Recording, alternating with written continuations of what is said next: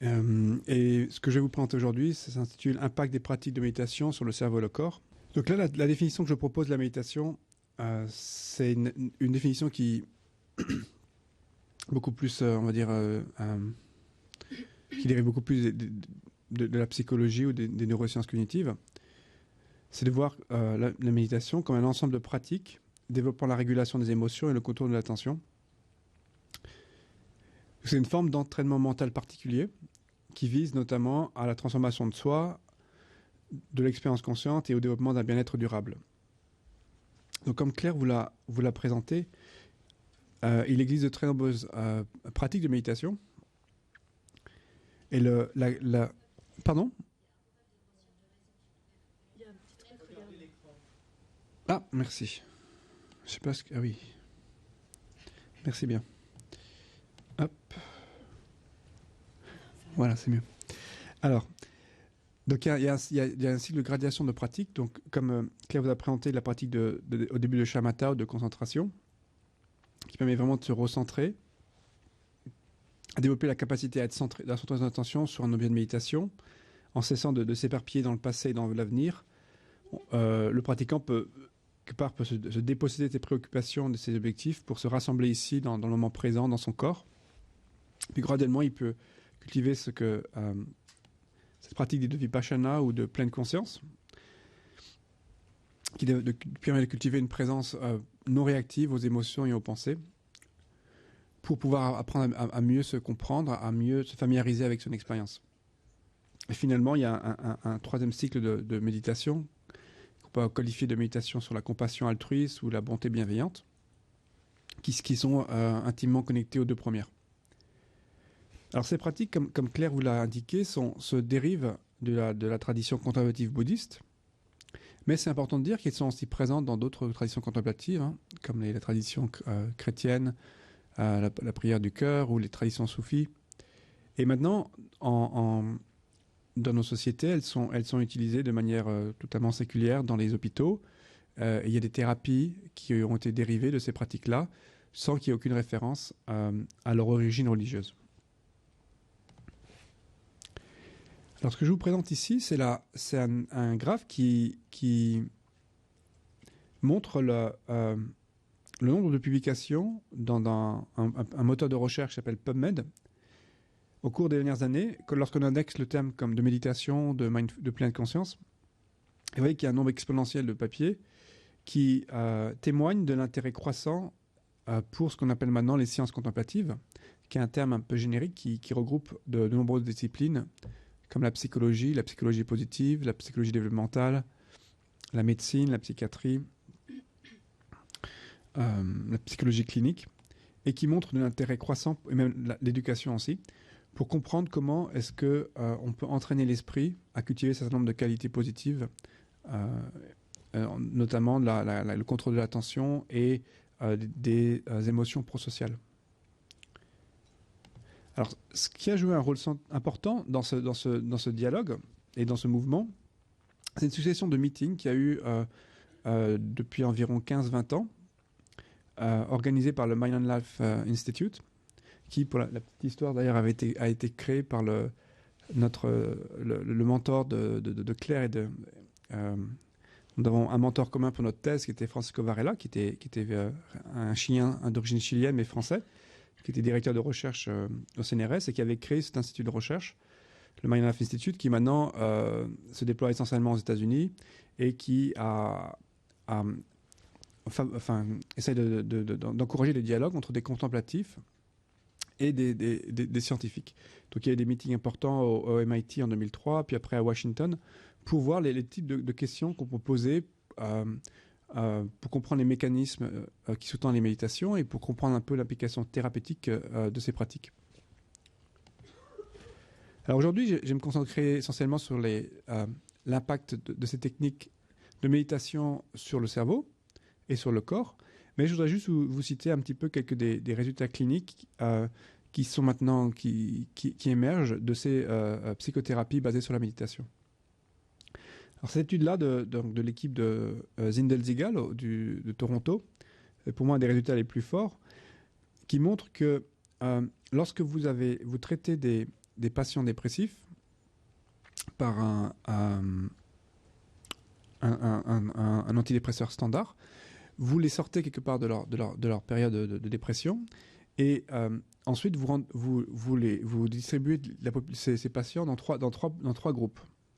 Un groupe placebo, un groupe qui fait ces interventions dites de pleine conscience et un groupe qui va prendre un traitement par antidépresseur standard pour prévenir la rechute dans la dépression.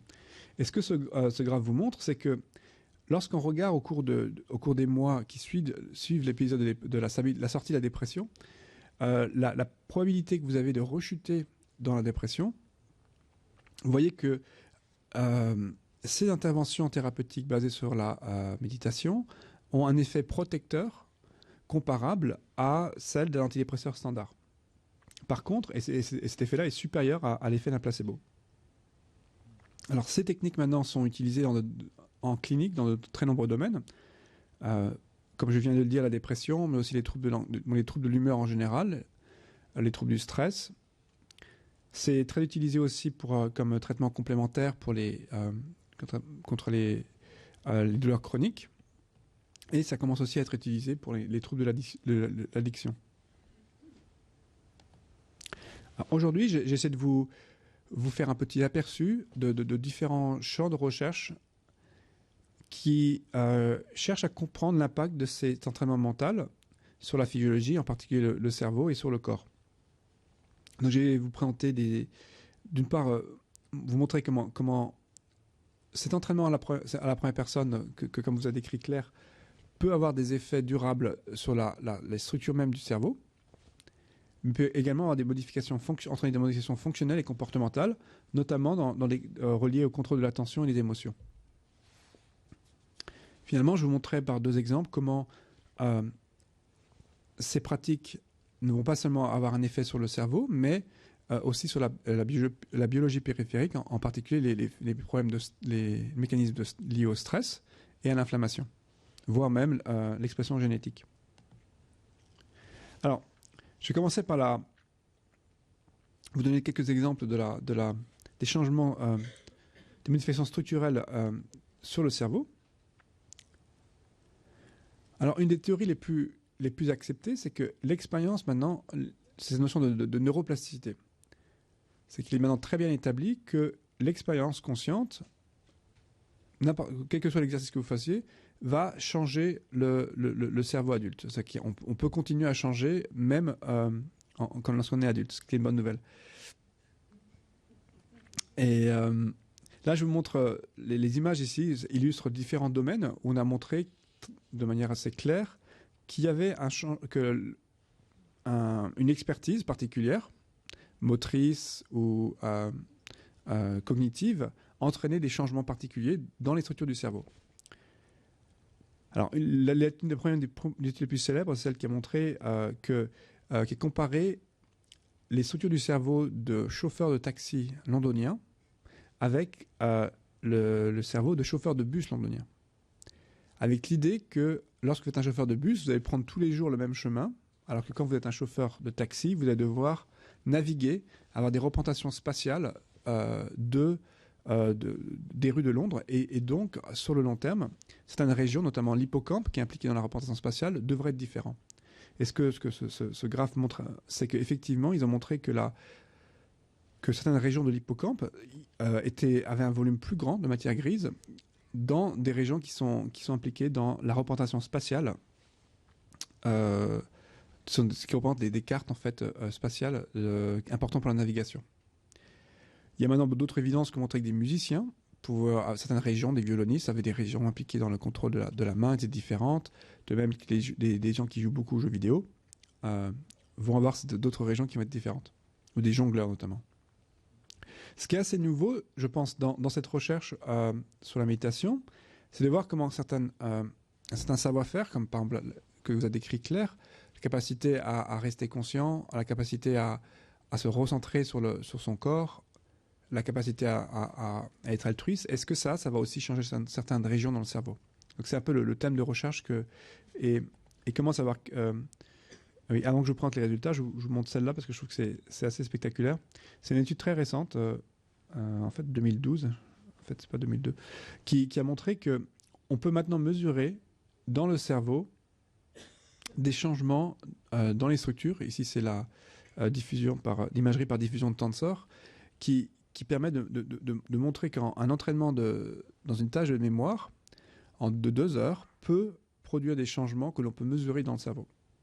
Ça, c'est assez intéressant parce que si vous vous demandez si ça vaut la peine de méditer ou pas, par exemple, si vous pensez qu'une séquence de méditation peut prendre par exemple 1 heure, c'est possible que ça peut produire déjà des changements dans le cerveau. Alors, il y a quelques études maintenant qui sont peut-être une quinzaine qui montrent des changements structuraux du cerveau induits par la méditation. Sans rentrer trop dans les détails, j'indique juste une région qui semble revenir assez souvent, c'est une partie du cerveau qui s'appelle le cortex insulaire, qui joue un rôle important dans l'interoception. Donc c'est la capacité que vous avez de prendre conscience de l'état de votre corps. Et c'est assez consistant avec la description phénoménologique que Claire vous a faite de ces pratiques, dans laquelle il est extrêmement important de vous ancrer, d'ancrer votre expérience dans le ressenti corporel. Un autre effet intéressant, c'est une étude récente de Britta Hölzel qui a montré que des changements dans une région qui s'appelle de l'amygdale, qui est impliquée dans la détection, dans l'apprentissage de la peur, et a montré que après 8 semaines d'entraînement à la pleine conscience, il y avait une modification du volume de cette région. Là, c'était juste pour vous illustrer ce point. Maintenant, je vais passer au deuxième partie des études, qui va montrer que il peut y avoir aussi des modifications dans les fonctions cérébrales et dans le comportement. Alors, c'est un champ très vaste. Maintenant, il y a vraiment une littérature qui commence à émerger. Donc, je vais vous donner 2 exemples des études qu'on a faites. La première, c'est pour montrer, pour illustrer un peu le propos de Claire, qui parlait que un des points importants de ces pratiques de méditation, c'est de ne pas te laisser absorber et prendre par l'objet. Donc, ne pas laisser les ressources attentionnelles être capturées par les stimuli, par le monde. Et la deuxième partie, ça va être un exemple sur l'entraînement de la compassion. Alors, dans cette étude, ce qu'on a fait, c'est qu'on a étudié l'impact de l'entraînement de la méditation sur le contrôle de l'attention. Et pour ce faire, on était allé dans un monastère sur la côte est des États-Unis, près de Boston, dans lesquels les personnes peuvent faire des retraites de méditation pendant 3 mois. C'est très intensif, c'est en silence. Et vous méditez environ entre 10 ou 12 heures par jour. Ça inclut des méditations où vous assises et des méditations où vous marchez. Pour la petite histoire maintenant, dans cette même salle que vous voyez, chaque année, il y a pendant 1 semaine des retraites que pour les scientifiques, auxquelles j'ai participé d'ailleurs, où tous les scientifiques de la région se rencontrent, des psychologues, des neuroscientifiques qui viennent de collèges près de Boston, Harvard, de New York, qui se rassemblent pour pratiquer ensemble en silence, ce qui n'est pas facile pour des scientifiques, pendant 1 semaine. Et à la fin, on rompt le silence et on peut discuter un petit peu ce que ça nous a apporté et comment on pourrait étudier ça. Donc nous, ce qu'on a fait, c'est qu'on est venu avec un système pour mesurer dans l'encéphalographie. Donc nous, c'est notamment avec Helen Slachter, qui est le premier auteur de l'étude que je vais vous montrer. Et on a mesuré l'activité électrique de surface avec ce qu'on appelle l'électroencéphalogramme, qui est une mesure de l'activité électrique produite par des larges populations de neurones. Et on s'était intéressé à une tâche qui s'appelle la tâche du clignement de l'attention. Alors je vais vous l'expliquer et après je vais dire pourquoi c'est important pour comprendre la méditation. Alors dans cette tâche, ce que vous devez faire, c'est qu'on vous présente très rapidement une succession de lettres à l'écran, et dans ces lettres se présentent 2 nombres. Donc ici, c'est par exemple 3 et 7, que je vais appeler dans la suite T1 et T2. Et votre tâche, c'est de détecter ces 2 chiffres. Alors quand l'intervalle entre T1 et T2 est long, par exemple environ 600 millisecondes, tout le monde peut détecter les 2 chiffres.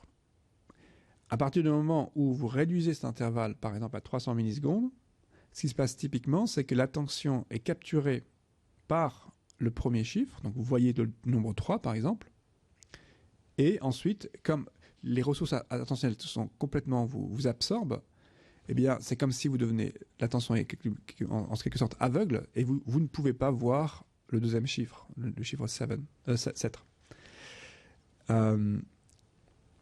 Donc, pour nous, c'était un bon modèle pour essayer de voir si, justement, en cultivant cette présence attentionnelle qui simplement enregistre et ce monitoring de l'expérience qui ne se laisse pas absorber par le flot des sensations, si on allait voir une réduction de ce clignement de l'attention.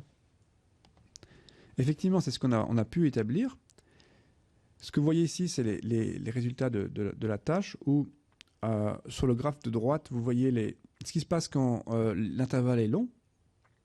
Donc, dans l'axe des abscisses, vous pouvez voir les performances pour détecter le deuxième chiffre, dans le T2. Et vous voyez que quand on prend le T2 et que l'intervalle est long, tout le monde, les pratiquants et les novices, ont une performance qui est de l'ordre de 80-90% du temps.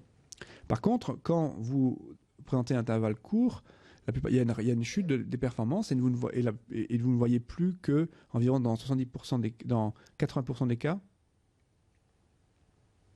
dans 70% des cas en moyenne, le stimulus T2. Alors, ce qu'on a pu établir, c'est qu'après cet entraînement mental, il y a une augmentation de la capacité de détecter le deuxième stimulus, c'est-à-dire qu'il y a une réduction de ce clignement de l'attention, suggérant qu'il y a une plus grande flexibilité dans la manière dont vous pouvez allouer les ressources attentionnelles. Alors, ce qui est très intéressant, c'est pendant cette tâche, on a mesuré aussi l'activité électrique, comme je l'expliquais.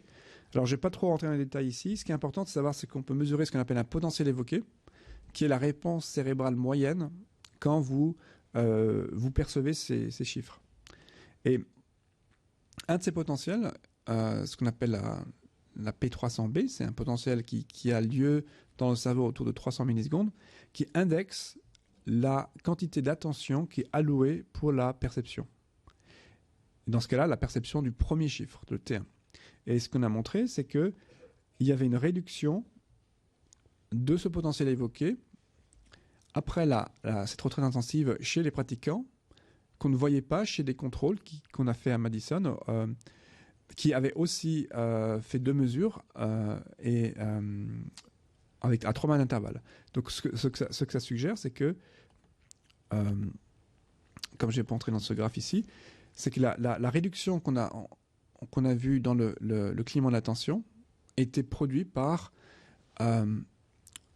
la réduction dans l'allocation des ressources attentionnelles quand le sujet percevait le premier chiffre.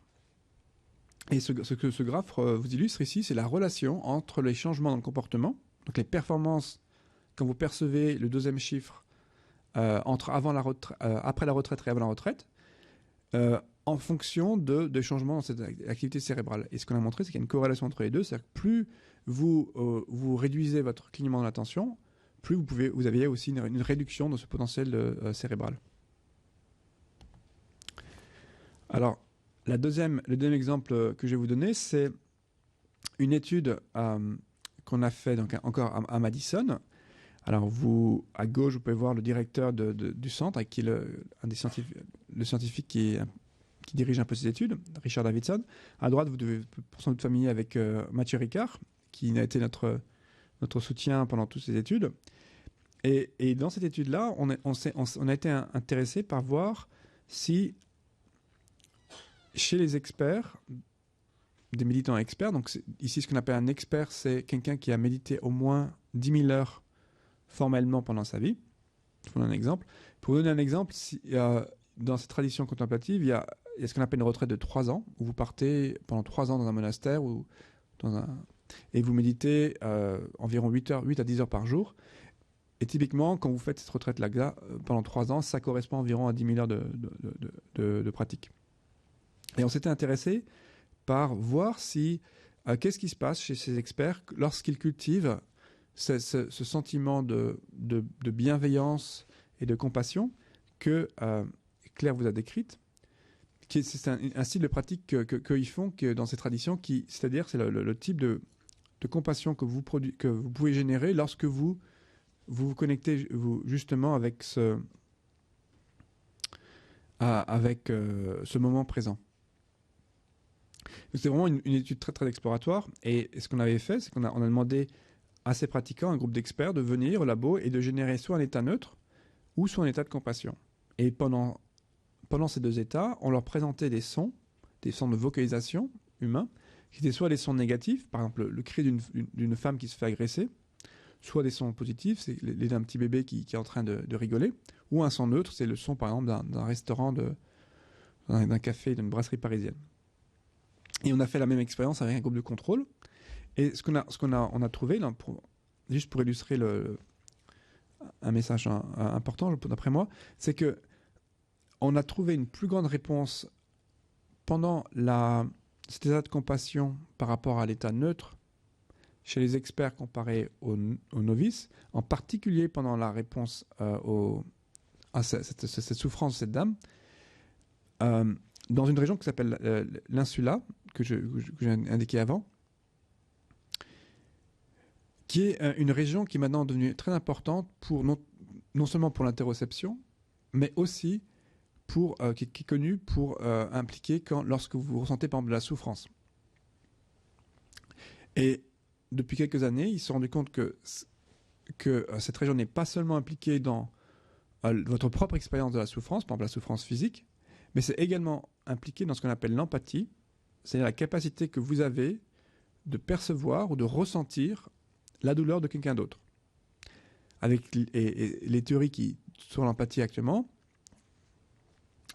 ont montré que un mécanisme par lequel le cerveau peut quelque part simuler ou ressentir la douleur de quelqu'un d'autre, c'est-à-dire que viscéralement, quand vous voyez quelqu'un qui se coupe la main par exemple, vous ressentez la douleur, c'est parce que l'idée c'est que cette région qui est impliquée dans votre propre douleur est aussi activée lorsque vous percevez ou ressentez la douleur d'autrui. Donc ce que ce résultat montre, c'est qu'il y a une plus grande capacité à s'ouvrir à la souffrance d'autrui lorsqu'il génère cet état de compassion, et ça, c'est un effet qui est plus fort que chez les novices. Et pour un peu lier à ce que Claire vous a présenté, c'est intéressant parce que ça vient vraiment, c'est proche cette notion dans l'exemple qu'elle faisait de votre ouverture que vous pouvez avoir vis-à-vis de la tristesse, par exemple. C'est un peu pareil ici, c'est la capacité que vous avez à vous ouvrir pour ressentir vraiment la souffrance de l'autre. Dans ce cas-là, c'était une souffrance qui était induite par un son, une vocalisation qu'on produisait quand on était dans le scanner. Alors, la fin de cette présentation, ça va en termes de temps, là. Bon. Je vais présenter rapidement deux exemples qui illustrent que ces entraînements, ces entraînements mentaux vont avoir un effet de régulation des émotions, et qui naturellement aussi va avoir des conséquences sur le corps. Et en particulier sur tout le système qui est impliqué dans le stress ou dans l'inflammation. Donc, cette étude que je vais vous montrer, la première étude, c'est une étude que nous avons réalisée en collaboration avec Melissa Rosenkrantz, qui était une thésarde chez Richard Davidson, où on nous sommes intéressés à l'impact d'un programme thérapeutique, dit de pleine conscience, sur l'inflammation neurogène. Donc ici, l'inflammation neurogène qualifie une inflammation d'un organe, par exemple la peau, comme je vais vous montrer, qui est directement produite par l'activité nerveuse. Donc ce qu'on s'était intéressé à voir, c'est si un programme de type pleine conscience, par sa capacité à réguler les émotions et le stress, va pouvoir permettre de moduler et donc de réduire la réponse que l'on a pendant une inflammation. Alors, les études que j'ai présentées avant, c'était des études où les pratiques étaient faites dans un cadre traditionnel. Donc c'était soit comme vous avez vu avec Mathieu Ricard, avec sa belle robe, c'était vraiment le bouddhisme dans un traditionnel. Et là, le programme qu'on a étudié, c'était un programme, une thérapie qui est maintenant utilisée dans plus de 200 hôpitaux aux États-Unis, en France aussi maintenant, en Angleterre, qui s'appelle en anglais le Mindfulness-Based Stress Reduction, qui était donc un programme de pleine conscience pour la réduction du stress, qui a été développé il y a environ 20 ans par John Kabat-Zinn à l'université du Massachusetts, et qui était pour une manière pour John de synthétiser un peu dans une intervention toutes les techniques de méditation qu'il pensait pouvaient être utiles pour arriver à manager le stress. Ça inclut notamment donc, les pratiques de concentration, de pleine conscience que Claire vous a décrites, que ce soit aussi assis ou bien en marchant, ainsi que des exercices de yoga ou des exercices d'interoception. Donc ce programme de MBSR, nous avons essayé de comprendre ces mécanismes d'action en le comparant à une intervention contrôle. Parce que c'est très important, ça c'est un point très, très fort, c'est que ce qu'on a montré, c'est que quand vous faites une intervention, n'importe quelle intervention, et vous mettez quelqu'un qui est très très charismatique, eh bien vous dites aux gens qu'ils vont sentir mieux. Il y a ce qu'on appelle l'effet placebo, il y a à plein de niveaux, qui fait que les gens vont sentir mieux. Donc on voulait vraiment être sûr que ce qu'on mesurait, c'était produit par cette technique de méditation et non pas par ces facteurs non spécifiques qui sous-tendent toutes les thérapies cognitives. Donc on a mis au point pendant un an un programme qui s'appelle en anglais le Health Enhancement Program, le programme pour l'augmentation de la santé, qui est un programme qui utilise des différents modules comme la nutrition, l'exercice physique, des thérapies musicales, dont l'efficacité a été montrée déjà, mais qui n'utilisent pas du tout cette prise de conscience, ce recentrage dans le moment présent qui est caractéristique à la pleine conscience. Donc on était à Madison, on a passé une annonce en proposant aux gens de faire ces deux programmes, et donc des gens sont venus et on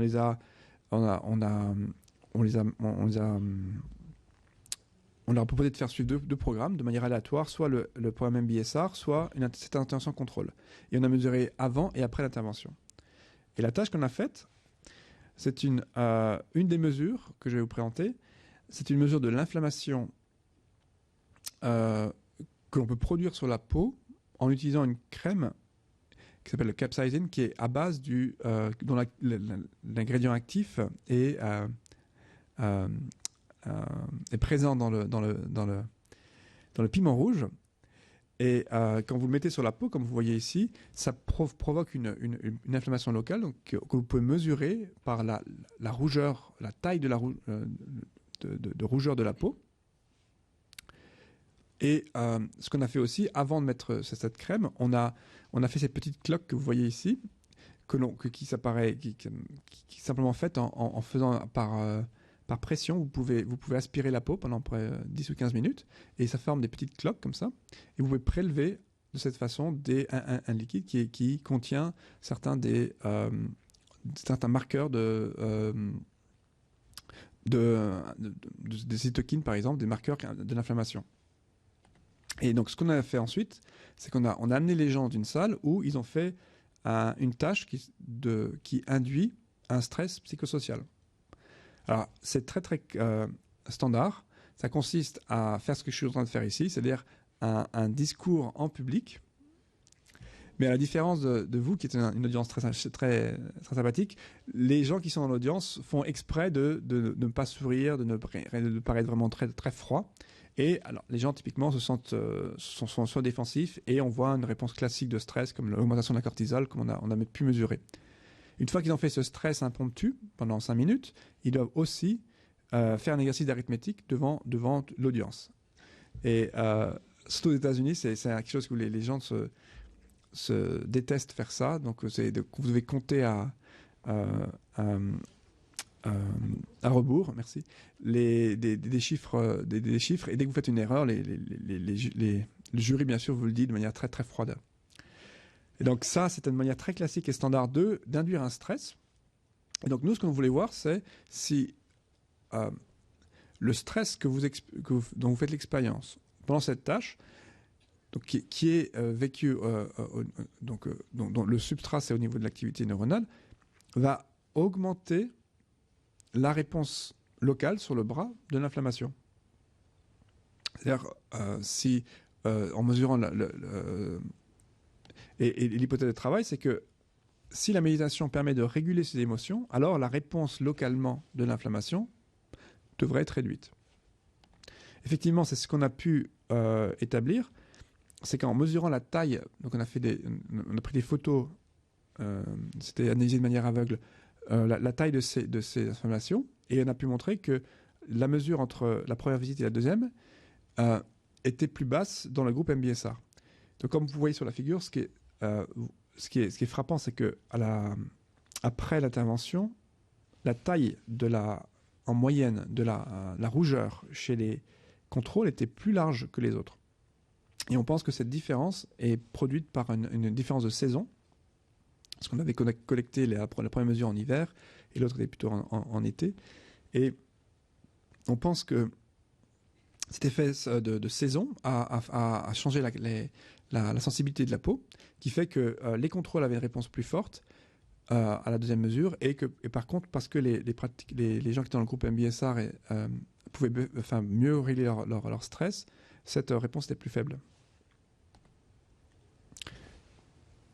Mais je pense un des résultats forts de l'étude, c'est que en mesurant donc ce petit liquide dont j'avais parlé, qui contient des cytokines qui sont importants dans la réponse inflammatoire, on a mesuré que plus vous méditiez pendant ces 8 semaines, donc l'intervention durait 8 semaines et vous devez méditer chaque jour 1 heure par jour, plus vous méditiez, le groupe, plus cette réponse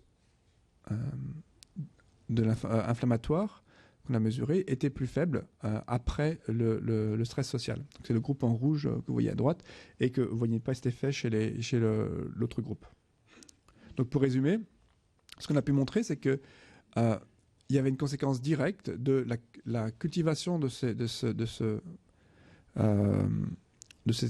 capacité à réguler la tension et le stress par cet entraînement à la pleine conscience sur des processus liés à l'inflammation et au stress avant et après cette intervention. Alors, ceci est ma dernière diapo. C'est une étude qui a été faite en collaboration avec un prix Nobel qui a... donc un des auteurs de ce papier a eu un prix Nobel il y a 3 ans pour ses travaux sur le vieillissement cellulaire. Je ne sais pas si vous connaissez cette notion de télomère qui est un marqueur du nombre de fois où les cellules se divisent. Et ce qui est maintenant connu, c'est que plus vous êtes stressé, plus votre âge cellulaire, de cette manière, vous allez vieillir plus rapidement. Ça, c'est déjà été bien montré. Et ce que cette étude a montré, donc c'était une étude où ils sont venus après 3 mois de méditation intensive, ils ont fait des prélèvements sanguins et ils ont mesuré non pas les télomères, mais ce qu'on appelle les télomérases, qui est une enzyme qui est impliquée dans la régulation des télomères. Et ils ont pu montrer que l'activité de ces télomérases était plus élevée pour les méditants après ces 3 mois, et que cela prédisait les changements dans la perception du contrôle de soi et du degré d'anxiété. Donc c'est une des premières évidences que ces pratiques pourraient avoir un effet de régulation jusque sur le niveau même de l'expression génétique. Donc sur toutes les enzymes qui sont impliquées dans, par exemple, dans le vieillissement cellulaire. Donc ces études-là maintenant sont en train de mesurer les télomères eux-mêmes, et je pense que d'ici 1 ou 2 ans, on aura la réponse si ces télomérases peuvent vraiment prévenir le vieillissement cellulaire. Donc je pense que d'ici 1 ou 2 ans, ils devraient avoir fini cette étude. Donc là, c'est le dernier exemple que je vais vous donner, qui, encore une fois, illustre comment ces pratiques de méditation semblent pouvoir avoir un impact bénéfique sur des processus de biologie périphérique. Alors avant de terminer, je vais faire une conclusion rapide. Alors dans cette présentation, j'ai fait un peu une synthèse de données préliminaires qui soutiennent l'hypothèse que la pratique méditation, l'expertise en méditation et l'entraînement à la méditation sont associés à des modifications neurophysiologiques et comportementales importantes pour la régulation de l'attention et des émotions. C'était le premier point. Et que cet entraînement mental produit aussi un effet non seulement sur le corps, donc sur la capacité du cerveau, mais également sur le corps en général, donc sur le cerveau, mais aussi sur les processus biologiques périphériques, notamment l'inflammation et le stress. Et pour terminer, je vais simplement remercier tous les différents auteurs qui ont participé à ces études, qui sont faites essentiellement au laboratoire d'imagerie cérébrale de Madison, et que j'espère continuer maintenant que je suis de retour en France, à Lyon. Merci beaucoup.